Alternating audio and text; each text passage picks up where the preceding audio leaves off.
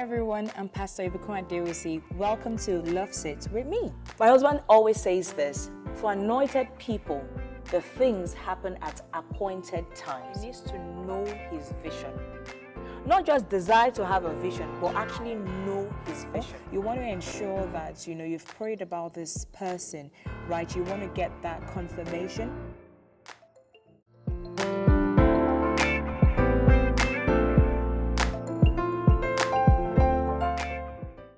Hi lovelies, happy new month and Merry Christmas in advance. It is December and I'm sure you're excited just the same way I am excited. I am Pastor Ibukun and welcome back to Loveseat. On today's episode, we're going to be exploring the topic, the break up. I'm sure you're like, Pastor, seriously, it's December. How come we're talking about this? But don't worry, God has something special in store for you. But just before we dive into today's episode, I want to remind you to please subscribe to this wonderful channel. There's so many amazing things that God has prepared for you, prepared for your relationship. And then I want you to ensure that you're enjoying every single bit of it as well. So now, let's dive right in. Now, let's first talk about the definition of breakup, because breakup is something that we might have experienced and you might be like, oh, Pastor, I've never been in a relationship. Well, I might just surprise you by just the definition. So according to the Merriam Dictionary, breakup is the end of a relationship. Have you ever, had a relationship maybe with your fish? And you actually, maybe the fish actually died. Most of the time they kind of die, especially those golden fish or betta fish and all, right? And that's actually a breakup. Did you lose a loved one? That's actually a breakup because it's the end of a relationship. Did you actually end a romantic relationship? That is actually also a breakup as well. So regardless of whatever phase it might be, regardless of whatever type of relationship it might be, you can actually experience breakup. Breakup is just the end of a relationship, or what I like to say as the loss of either a friendship, a romantic relationship, whether due to death or other factors leading to its termination, or perhaps a divorce as well. Now, I wanted to really go over some things that breakup is not, mainly because there's some wrong ideas that people sometimes have concerning breakup. The first one is breakup is not a sign that you are a failure. I want to repeat that just to ensure that it really sinks in. Breakup is not a sign that you are a failure. The fact that a friendship ended, the fact that a romantic relationship ended, the fact that a marriage ended does not mean that you are a failure. That relationship might have failed, might have ended, but you are not a failure. The status of that relationship does not define you. And it's very important that you keep that in mind. Another point that I want to really mention is breakup is not a sin. Breakup is not a sin. Sometimes people go through breakup and they really feel like, oh, they just did something wrong. Like they just sinned before God. And whatever comes along with that breakup, they just open themselves to it. They're like, oh, I deserve it because this is punishment for this sin. Breakup is not a sin. It is not a sin. The third thing I want to really highlight is breakup does not mean you are damaged goods. The fact that you experienced the breakup, whether in a friendship, in a romantic relationship, or perhaps even a marriage, does not mean you are damaged. Does not mean you are damaged goods. And because sometimes breakup actually have to take place. There's so many reasons why a breakup might actually happen. Maybe because there was infidelity, maybe because there was abuse taking place and you had to end that romantic relationship, whether verbal abuse, physical abuse, financial abuse. Sometimes a breakup even has to take place because it's an instruction from the Holy Spirit. And the fact that you're following that instruction from the Holy Spirit, perhaps, maybe you were in a relationship or you were unequally yoked with an unbeliever and the Holy Spirit said, no, this is not the relationship that I've ordained for you. And now you hearken to the voice of the Holy Spirit and you had to end that relationship. That doesn't mean you are damaged goods. The relationship ended, but again, it's not defining you. It's not defining who you are. Sometimes breakups even happen because there is a death that took place of a spouse or of a loved one. Now, if you've experienced like grief, especially with the loss of a loved one, I did an episode in September on grief. You can always stop this, go back and listen, and just see how you can actually handle grief as well. I really speak extensively concerning grief in that episode. Now, when I say death, it doesn't mean you are killing the person. No, let's quickly make that very clear. Please do not kill your spouse, do not kill your friend because you're trying to end that relationship. Please, that's not what scripture is saying as well. Very, very important. And I just want to zoom in a little bit towards divorce. And this is just really a word to the society and to us as a society. A lot of times when people go through divorce or are going through divorce, there is a stigma that is attached to that. Sometimes people look at those that have gone through divorce or are going through a divorce and they look at them as if they're damaged good. You are not a damaged good. The relationship ended, the marriage ended, but you are not damaged good. God says that the plans that He has for you are good and not evil, to give you a future and a hope. Yes, that relationship ended for whatever reason, but you are not damaged good.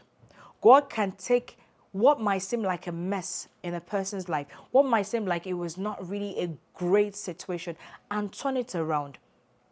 Someone says, he's a script flipper, and I love that. When I heard that, I am like, I really love that. God is a script flipper. The fact that a relationship or a marriage ended does not mean you are damaged good. God can still bring something beautiful out of your life. So please, breakup is not a sign that you're a failure. Breakup is not a sin. And breakup does not mean you are damaged goods.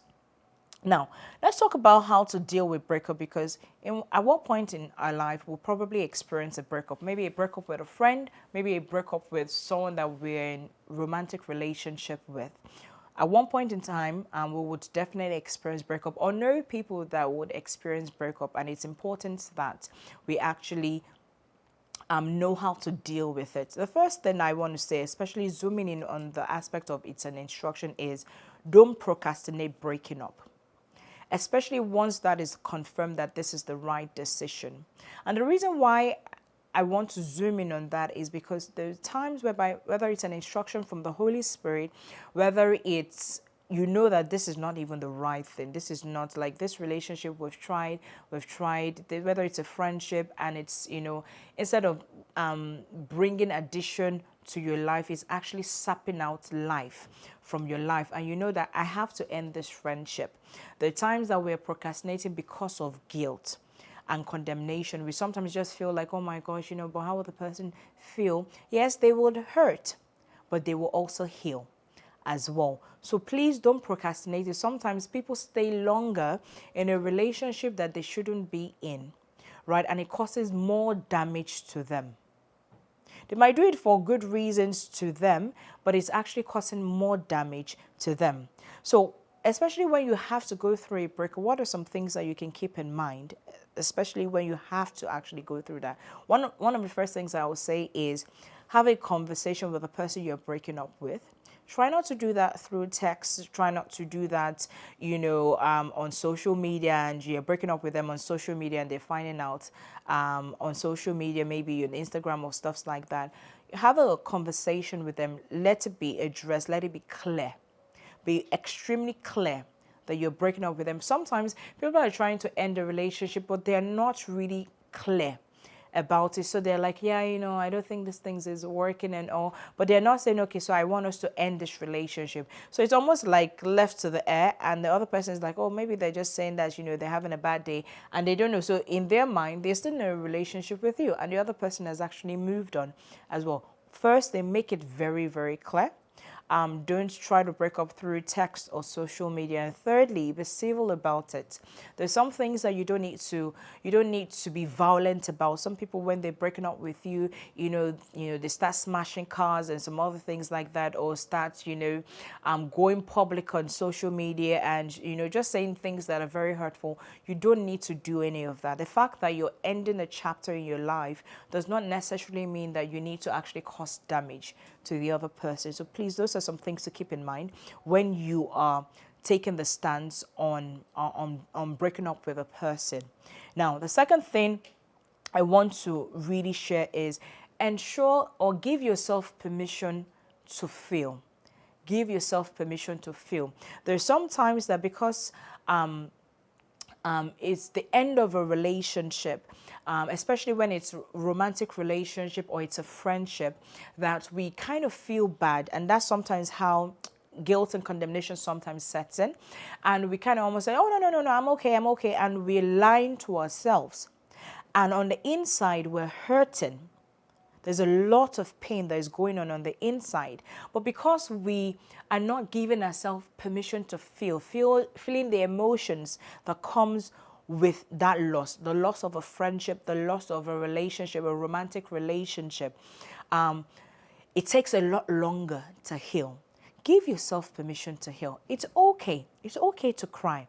There's sometimes that you look and say, oh my gosh, I knew this person for a very long time and I didn't expect that this friendship will end. Oh, I was in this romantic relationship. We've been dating for maybe 3 years, 4 years, 2 years, whatever it is. And I'm so sad that it's ending. Yes, you knew that maybe it had to end, but at the same time, there's still a form of sadness. You're not lying to yourself by having those emotions. It's not a lie by having those emotions, because, hey, if you truly cared about that person, you would have some form of emotions towards the end of that relationship. So give yourself permission to actually feel, to go through emotions that comes along with a loss. You're actually grieving. When it comes to grieving, there are different stages, there are different things that they will talk about. Sometimes denial, whereby sometimes you're just like, especially if you're the one receiving the breakup notice, you might be like, no, we can't be ending. Like, maybe this person is punking me. Maybe this person is just, playing a trick. Maybe it's April Fool. Is it April Fool? But it's not April, though. You're thinking about all of this because there's denial. That's the first stage of grief, whereby you're not really accepting that this is actually happening. However, sometimes another emotion that a person might actually feel is anger, especially if you are the one receiving that breakup notice. You might be like, how dare this person actually even break up with me? Like, after how the time and, resources that has been invested in this relationship. And sometimes anger can actually come in. That might be the emotion that you're actually feeling. You're feeling really angry. There is this wheel of emotions, and it has different categories of it. And it's, if you're like, sometimes you might not know what emotions you're going through, because sometimes it might just feel like it's mixed. You can actually take one of those wheel and go through some of those different emotions to just identify, okay, I feel sad, I feel angry, I feel frustrated, I feel I'm raged. Like, I'm feeling a lot of rage towards this person. You're going through those stages of grief, and it's normal.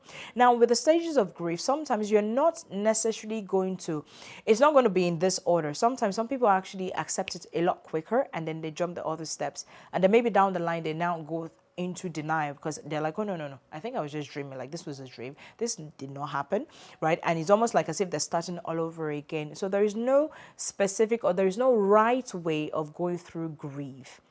You have different emotions, and it will vary for different people. It will vary for you. And even if you have gone through a breakup before in the past, the way you go through a grief for this new relationship might be actually completely different from the way you went through it previously. So anger is another one. Sometimes you're angry towards yourself. You're having anger towards yourself. You're having anger towards the person that you're breaking up with. Sometimes you're even angry towards the people that were involved. Maybe the people that introduced you to that guy or that girl, right? Or that friend. And you're like, oh, why did they even introduce me when they knew this was the way this person was and all, right? And sometimes you even have anger towards God. whereby you're like, God, why did you allow this? Why did you put me through this situation and all? And it's okay. In fact, let me zoom in more on the anger towards God. Sometimes people feel like, that's a sin. You can never be angry with God, or you can never take offense with God. That's a lie. It is a lie. David, one of the reasons why I believe God really loved David and called him a man after his heart was because David was very vulnerable and very open and honest with God. There were times when you read Psalms, you see that David, he's singing praises to God. So it's almost like you're having a wonderful conversation with God. And then all of a sudden it's like, God, these wicked people, why are they like this? Why are they prospering? All of that. And he's already upset, right? And then later it seemed like, you were like, David, were you bipolar? Because he was going from happy to sad and all. But he was so open with God with his feelings. That was something that Moses did not show to God. God was really upset with the children of Israel, saying, look at this. When God is saying, look at your people. I don't know if you have seen that, or maybe like you have seen some of those cases whereby, the father and the mother and then the child is doing good and the father says, oh, that's my son. Right? But if it's like maybe that son is not doing so, he said, that's your son. Right? That was what God was doing with, with Moses, saying, look at your people. And then, and Moses will say, God, your people. He will refer them back to God. But, and God was not really happy with the Israelites, some of the things that they were doing and all of that. And God was venting to Moses, and Moses was listening and asked for mercy and all of that. But when he came down from the mountain, knowing that, okay, these people, you guys, these stiff-necked people, you guys have done this again, another atrocity and all. But he didn't express it to God. That's a form of bonding that he could have with God. So sometimes you could be upset with God, why did you bring this person in my path? Look at what they did and I just wish I never got to know them. I wish you never even gave me, I wish I never, why didn't you show me? And sometimes we're really upset with God, and you need to address that anger with God. You're being vulnerable with God. Don't feel like, it's a sin. No, he wants you to come to him, reason together. There was an incident in my life whereby I felt like, God, you didn't provide me clarity on what to do in this situation, and this happened, blah, blah, blah, blah, blah. And I was really upset. And to be sincere, at that moment, I didn't even want to even admit that I was upset. And I remember my husband said, you need to go to God. You need to go to God. I said, no, I'm okay. I'm a believer. I'm okay. He said, no, you're not okay.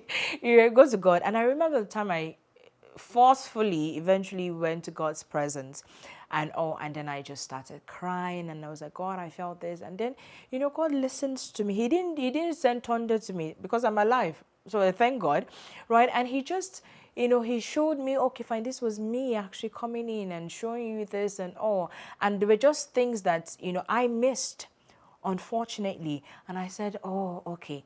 And then, me and God, we were, no more beef. There was another time that, in fact, I was already even a minister as of that time, and we were at church. Can you imagine? We were at church. I was at church. And I remember the song leader was reading a song, He loves us, oh, how he loves us.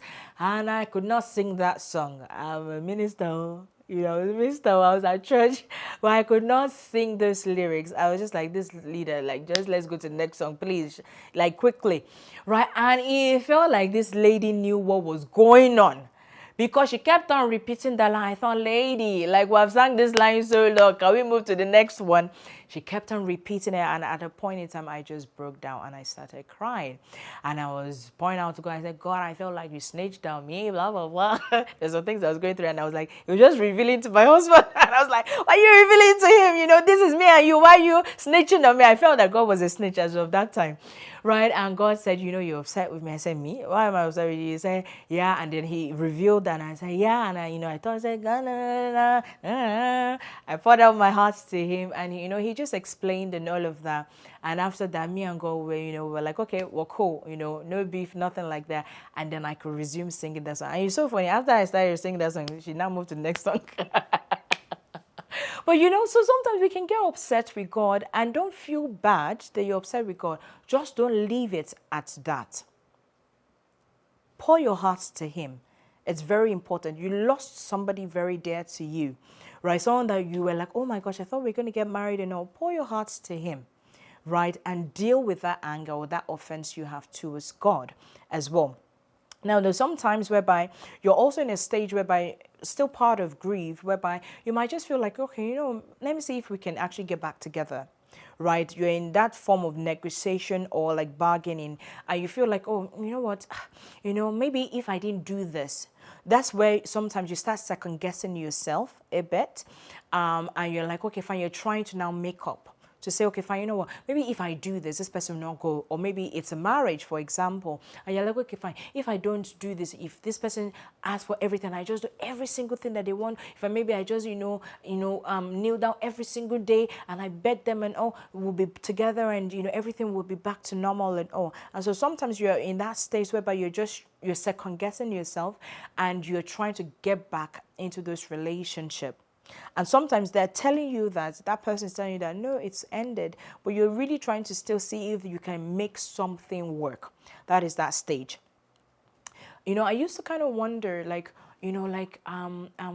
sometimes, because I've had discussions with some people that have gone through an abusive relationship, and I used to wonder, why are you going back to him? Because I'm thinking, you came needing help. But later I now realize that, sometimes it's not really because they want to go back, but sometimes they're second guessing themselves, that maybe they didn't make the right decision.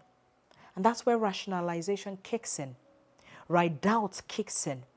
That maybe I'm not making the right decision. How will my life be? And now they're trying to say, okay, fine, can we make it work? Or okay, this person says, okay, they're going for counseling, right? I think we can just still remain there. And you're like, okay, yeah, you want to get back, but why don't you let him or her finish that counseling? But they're in that state of second guessing themselves. That's where doubt comes in. That's where fear comes in. Fear of the future, fear of the next steps. And when there's doubt, when there's fear, there is no clarity, usually on decisions. It's not the best time to make a decision, but it's still part of grief. And you can't look down on a person that is going through that stage of doubt or fear, because they're still grieving. That person is still not yet at a stage whereby they have accepted it. Now, another emotion that you might experience is sadness. Sometimes you're just feeling bad, you're feeling sad, depressed, and you might be wondering like, but I wanted this relationship to end. But yeah, it's because one, you're not a psychopath, because you have feelings, right? You can relate to, you have emotions and all, right? So sometimes you might go through a form of sadness, a form of depression. It's all part of grieving, because it's a relationship that is ending as well. So don't feel bad, like, oh, why am I feeling bad? That, okay, this friend, the friendship just really ended and all, because you're really losing someone that was significant to you. Another emotion or feeling you might actually experience as part of grieving is guilt and condemnation. There's sometimes whereby you just feel like, oh, maybe I was the one at fault. And it's so strong, the guilt is so strong that you feel so bad. You're like, oh my goodness, like, man, if I didn't do this. And sometimes that happens, especially when you're reflecting on the relationship, what happened, why did it happen, what did you do, what went wrong from both angles and all. And sometimes there could be a bit of guilt that could come with that, or even condemnation as well. I remember, I've shared the story whereby the first time I actually experienced a breakup, I actually felt really bad. And you might ask me, like, why? I felt bad because the relationship ended after 11 months of the relationship. And you might be like, seriously, like, Pastor, 11 months, why is that a big deal? I felt bad that it didn't even get to 1 year, like 12 months. Like, you couldn't even wait one more month. I know now I laugh about it, right? But during that time, it was so real to me, because I felt like, oh my gosh, like, I felt like a failure as of that time, because, oh my gosh, we couldn't even last 1 year, like, and that was my first relationship ever, right? So I really felt so bad, even though, to be sincere, the relationship had already probably ended even before the 11 months, but I just felt like, oh my gosh, like 12 months will have just been like, it just, has a better sound to it. I had to get delivered from that guilt and condemnation to say that it's okay. It's okay for a relationship to end. It could be a friendship, it could be a marriage, it could be a romantic relationship that had to end, and if there is any form of guilt, you have to deal with it. You have to identify that you're feeling guilty. You have to accept that, and you have to deal with it. You have to let go of it, right? Forgive yourself. You need to forgive yourself. It's very important. But we'll talk a lot more concerning that. And then the last stage, that we're going to talk about with grieving is the acceptance. So a person might have been angry, they might have been in denial, they might have gone through guilt and condemnation, they might have even tried to negotiate to get the relationship back on track again. But then there's a time whereby they just come to terms that, you know what, this relationship has actually ended. Maybe this friendship has actually fizzled out, and you know what, I think the season for this friendship has ended. And sometimes, even though it's really hard, it's a hard pill or bitter pill to swallow, right? This is now the point whereby a person really accepts that, yes, truly this relationship has ended. There's nothing I have with this person and all, and that's okay. So sometimes, as I mentioned, right, you might go through different phases. There is no right way to go through grief. It's always different for every person, and even different relationships that we have as well. But it's important that you go through that so that you can also heal quickly as well. Now, after you've gone through that and you've accepted that, okay, fine, this relationship actually ended, and you've gone through the grieving period, the next thing I would mention is you want to cut contacts with that person, at least for some time, or reduce your communication with them. There's some things that you can do that if you keep on doing, it would, one, you will not heal properly, or most likely you would rekindle that relationship, which would be actually very harmful as well. So some of the things that you want to avoid, especially as you're trying to reduce your contacts with that person or minimize your contacts with them, is you want to avoid texting them, you want to avoid calling them, you want to avoid stalking them. Don't stalk their homes, don't stalk them in their homes, their workplaces, and all. You also want to avoid stalking them online, right, on the social media. Sometimes, there's that temptation, because you're going through that grief, you want to see if that person is also grieving, right? So you're stalking them on the social media, you're checking their pictures, you're checking their posts, you're doing all of that. And sometimes if you notice that, oh, maybe they're smiling, they're happy, it seems like life is going sweet for them, and in fact, that even really upsets you, what you are doing is delaying your healing process. So you want to cut contacts with them as much as possible, right? You're not writing them, you're not texting them, you're not calling them, you're not stalking their social media, or different places that they work at, or their homes and all. Another thing I would even say as well is you even want to reduce the contacts that you have with those that you might have known, specifically family, the family of that person. So for example, maybe you were in a romantic relationship with a person, and that relationship ended. It didn't lead to marriage or anything like that. Now, sometimes you have ended the relationship with that person, but because maybe you knew their siblings, you knew their parents, and maybe those parents sometimes have not broken up with you. They still love you. Maybe they're even hoping that you get back to that relationship. You want to actually reduce the contact with them, right? Because if you keep that relationship and you are investing more in that relationship, there's sometimes that, who knows, because you can imagine that maybe you are the best friends with the guy that you ended a relationship with a guy, right? And you are best friends with his sister, and now you guys are going shopping, you're doing stuff, and then he comes to pick her up, and then you're there, and you get into it becomes so awkward, and if you're not careful, it could even rekindle that relationship again, and that might even cause further trauma to you as well. So you want to kind of really reduce the contact that you have with people that maybe you guys share common relationship with, right? If you have friends that they have, you can obviously be civil, say hi to them, but very, very close, there's some, especially, I would say especially family. Those are the ones that I would say you want to really, really reduce your contacts with them as much as possible, right? So that way you give your time, you give yourself time to actually heal, right? And now there's some times whereby you might not be able to fully do that completely because of other factors involved in that. So for example, if it is a marriage that ended and there's a child or children involved in that, you have to still keep contacts with that other person, because maybe they're the father or the mother of that person, so you still have to be in communication with them.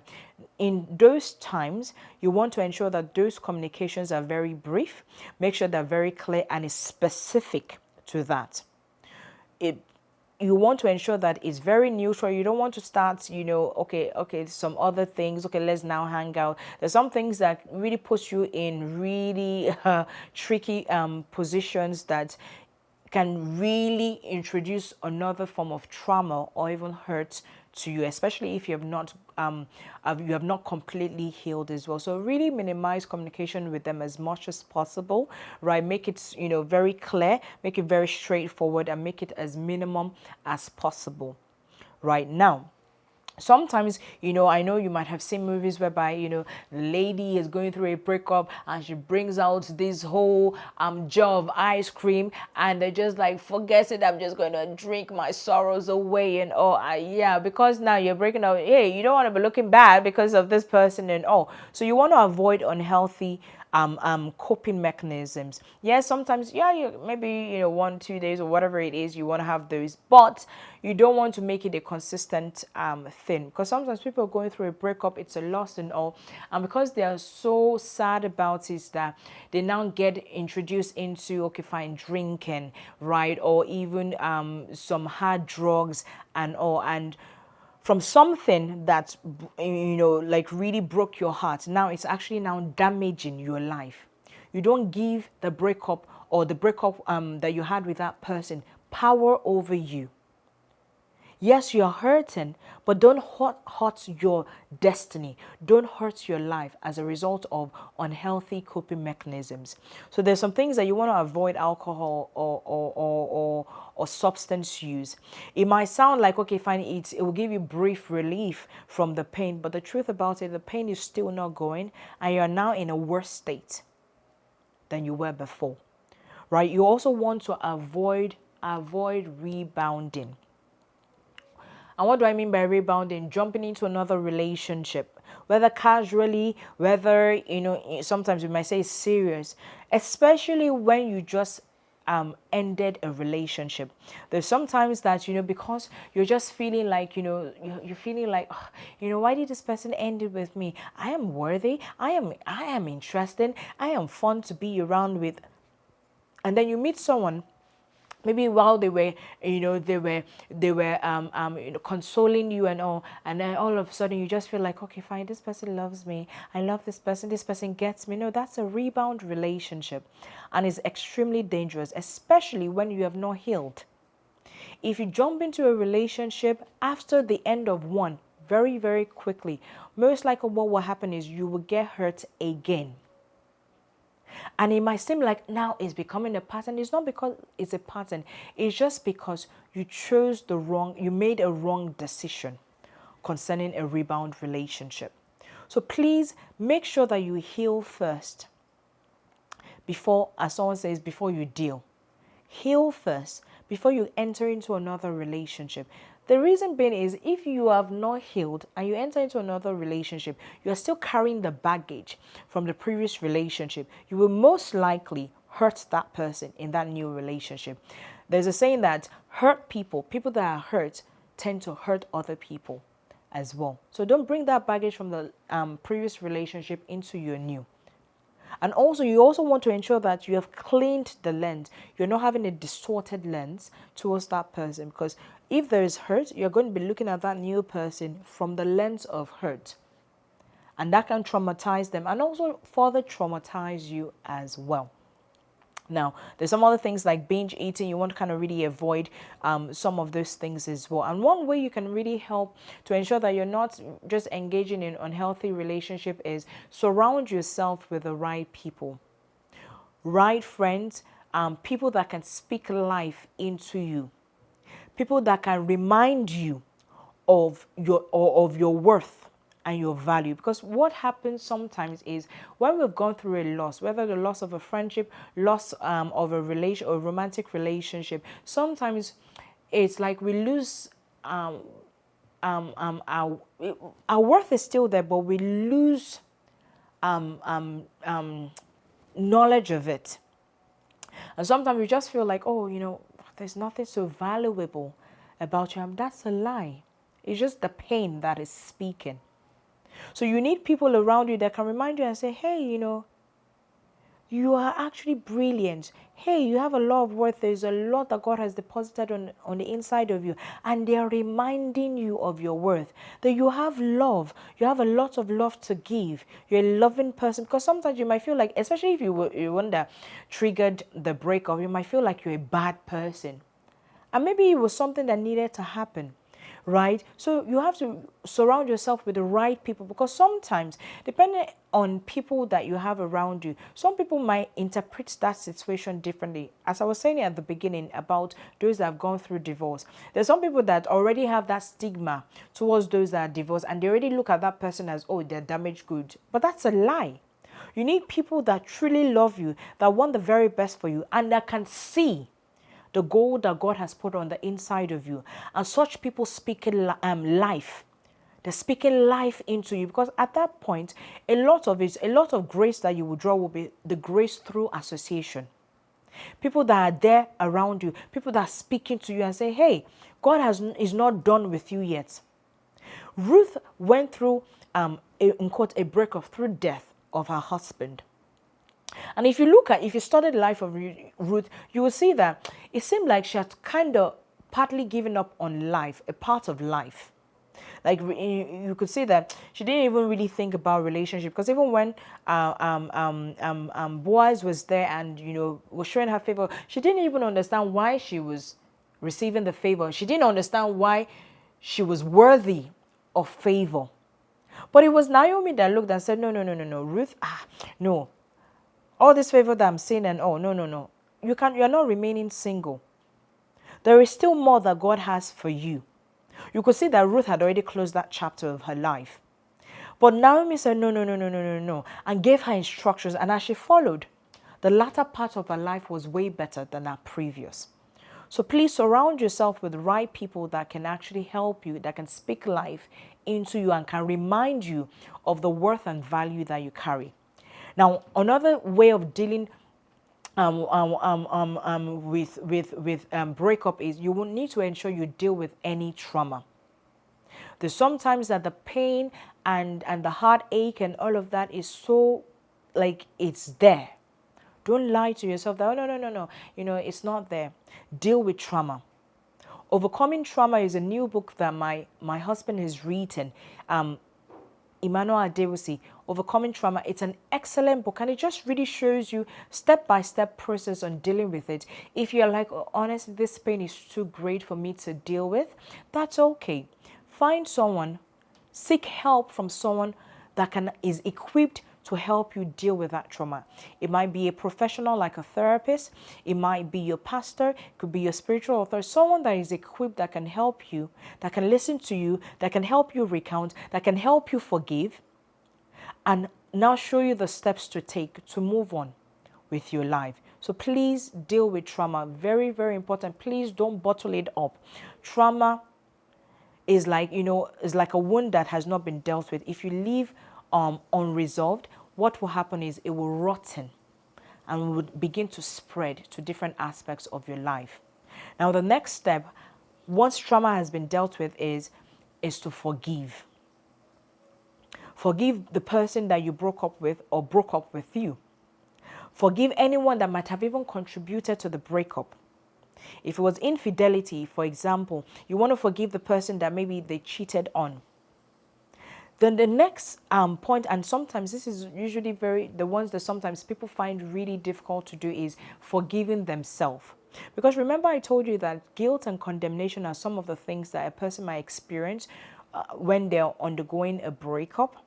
You need to forgive yourself, because when you have looked at the situation, you've looked at what happened, why it happened, maybe you could have done better, what the other person might could have done better. Sometimes they say that sometimes you will identify your own wrong in the situation, but you have to forgive yourself. Sometimes people have the strength, they have, they're like, okay, I can forgive the other person, but for themselves, they are carrying it on. No, no, no, no, no, no, no. You need to also extend mercy towards yourself. The same way that you extended mercy towards the person that did wrong to you, or maybe you did wrong to them, or people that were involved, you also have to extend yourself mercy. You might be a person that maybe you actually cheated on your spouse or your partner or whoever it is. You need to also forgive yourself. Forgive yourself, get help.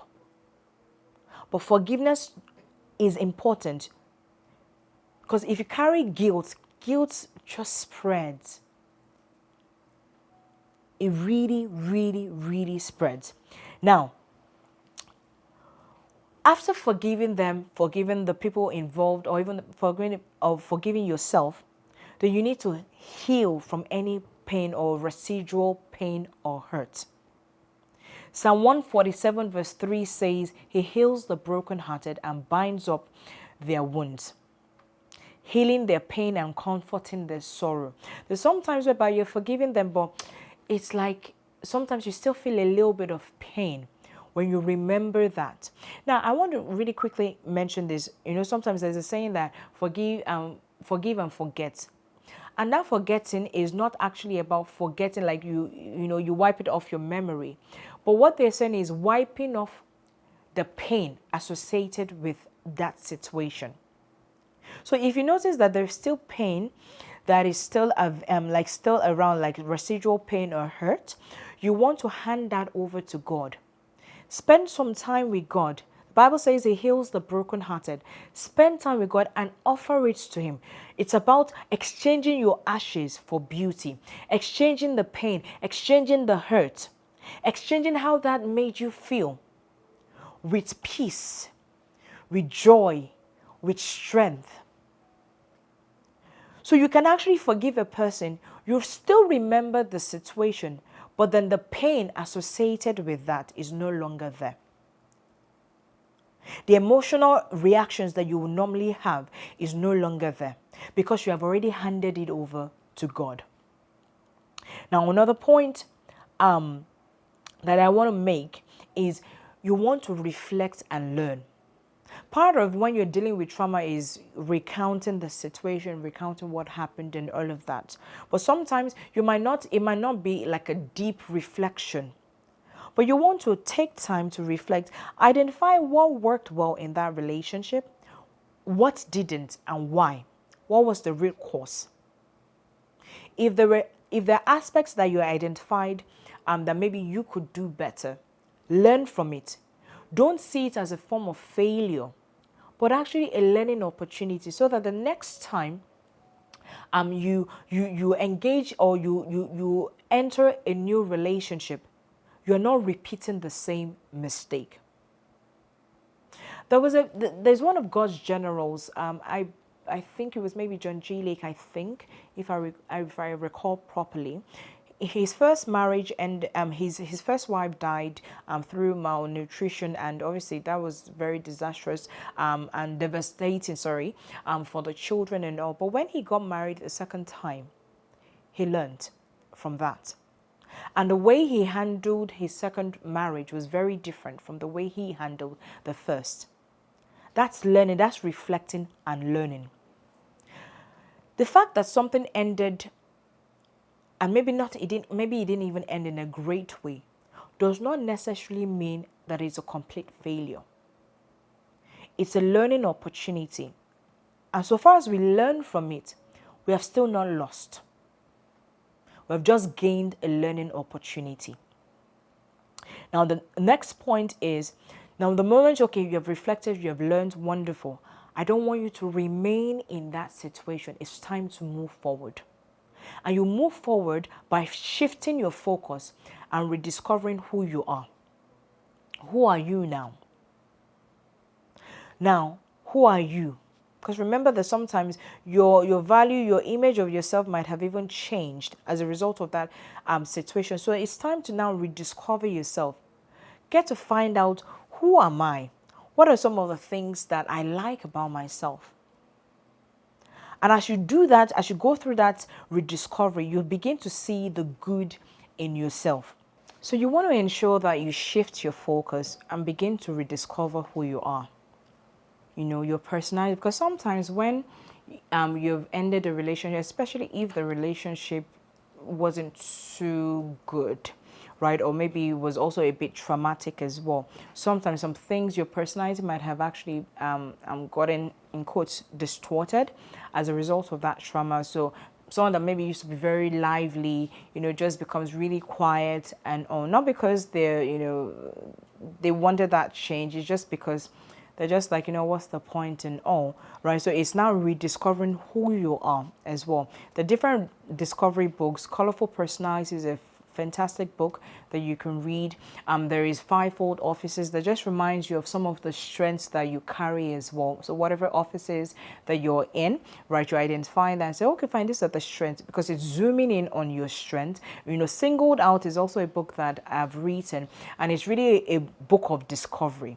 In fact, sometimes, even though it says Singled Out, it's actually a book that I sometimes recommend even for married people to rediscover themselves as well, right? So just read books that are going to help you discover who you are, the strengths that you carry, the value that you carry, what are you, even the things that you like as well. Try new things. Healthy. Remember, we're saying avoid unhealthy coping mechanisms, but try healthy healthy goals or healthy activities. You can say, I want to just travel, I want to explore the world, I want to learn new culture and all. You want to even, sometimes you might say, just because it's a new era, it's a new change that you're experiencing, you might even change your hairdo as well. Like, just do something different, right, to help you shift that focus from the past and looking forward to the future while you're enjoying your now as well. That was one of the things that I really love about Ruth, right? Because Ruth had gone through a loss, right? She had just lost her husband, she had lost her brother-in-law, she had lost her father-in-law, right? And so a lot of losses in her life. And, so one of the changes that she did along with Naomi was to move. Naomi also had experienced those losses. And so one of the changes that they did was actually move. They changed their location. So that's why some people, maybe if, maybe they were married to a person and it ended in a divorce, or sometimes they will move homes, right? Because they don't want to be reminded of different things that might have happened, right? Some people might even move cities. They might just change, just experience a form of change. It doesn't have to be a change in location, but in the case of Ruth and Naomi, they actually changed location and they went back to Judah.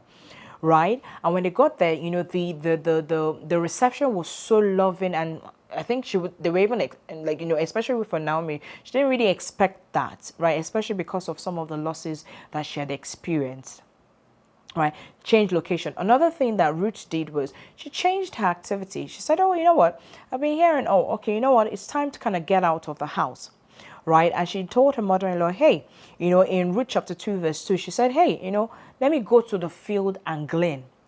Right, and that was a change she was also experiencing, to say, hey, it's time to bring about a change. I need to kind of move. I am not just going to remain at home and just be sad and all of that. I'm going to start working. Right, that was something different that she did as well. And as she did that, some of the things that she didn't even discover about herself, was saying, I've heard so much about good things about you, and she was wondering, I don't even know what you're talking about, and how excellent you've been, with your mother, how kind you have been to your mother-in-law, how you've been so excellent with your job and all of that, because you're so like you've just been on it and all, and maybe some things that maybe she had even forgotten that was even valuable. People were reminding her of those as well. So it's really, really important. It reminds you that, hey, you still have worth, and that boosts your confidence. That also makes you look at yourself from a very attractive point of view. Like, actually, I'm not that bad. Because sometimes the lies of the enemy that, you are so terrible that this person had to end this relationship with you, or this relationship had to end and all. But you remind yourself and say, no. God did a good job with me, right? And you are reminding yourself, and your confidence goes up. Someone says that, whatever you appear, present confidently would look attractive to other people, when your confidence goes up, people now begin to look at you and say, wow, this is an amazing person. Wow, I don't know why this person even ended this relationship, because they're actually attracted to you because of your confidence as well. So it's very, very important. Lastly, what I would mention is make sure that you're having daily affirmations to yourself. You are reminding yourself that, hey, there is good in me. You are speaking life into you. The Bible says that the words that we speak are spirit and they are life. Begin to speak life into your being. It's extremely important. Speak life. I'm fearfully and wonderfully made. I'm made in the image and the likeness of God. I carry the scent of favor. Everyone that thinks about me, when people think about me, when people see me, when they interact with me, joy wells up on the inside of them. Especially if a person came from a very abusive relationship, whether friendship or romantic relationship. Some of those words that have been spoken into their hearing needs to be uprooted, right? And so you need to begin to speak life into your being. Daily declarations. You know, there's an album that my husband released, Declare album, and it's an excellent tool that you can use. You're just playing it and you are agreeing with those declarations. I am loved. I am honored. I carry the glory of God. I'm a carrier of divine possibilities. You're making those declarations and it's speaking life into your being. So very, very important that you do so. So today we've looked at how to deal with breakup. We've looked at different steps that you can take in dealing with breakup. And I'm really trusting that as you take this step, if you're experiencing a breakup or you know anyone that is experiencing a breakup, that the Lord will restore your joy. The Lord will restore your peace. He will restore your confidence and your boldness in the mighty name of Jesus. So this brings us to the end of today's episode, and I'm sure that you were blessed by today's episode. But before you go, I want to personally invite you to my open conversation that I have on IG every single month. Yeah, you heard me right. Every single month I have open conversations where we talk about different topics relating to relationships. I take questions and I answer them by the help of the Holy Spirit. I hear just different people's perspective concerning that topic. Now, in this month of December, on December 20th at 12 p.m. Mountain Time, I'm going to be having another open conversation, and the title for that is Don't Be a Grinch. Yeah, it's Christmas time, but we're going to learn about how we can actually ensure that joy is saturating our atmosphere as well, which is very, very important in a relationship. Whether friendship, whether romantic, it's extremely important that you allow joy to saturate your atmosphere. And we'll learn some of the benefits that we can get from joy being in our atmosphere. It's titled Don't Be a Grinch. If you have watched that movie, The Grinch, you don't want to be that Grinch man at all. So please mark your calendars. December 20th at 12 p.m. Mountain Time, we're going to be diving deep into that topic. But once again, I just want to say thank you so much for always watching Loveseat, sharing Loveseat, liking Loveseat, subscribing to this channel, and obviously turning your notification bells. I'm really, really appreciative of you doing all of this as well. And lastly, I want to ask you to leave a comment on today's video. I just don't want you to watch this video. I want to learn what blessed you. Have you gone through a breakup before? How did you handle that? How did you handle that? Those are some things that can help other people that might be going through maybe a similar situation, and we can help each other deal with any breakup that we might be experiencing. So please comment on today's video. That would be really, really helpful, and I'm sure it's going to bless multiple people as well. But once again, thank you so much for watching today's episode, and I can't wait to see you on the next Loveseat. I love you. Mwah. Merry Christmas.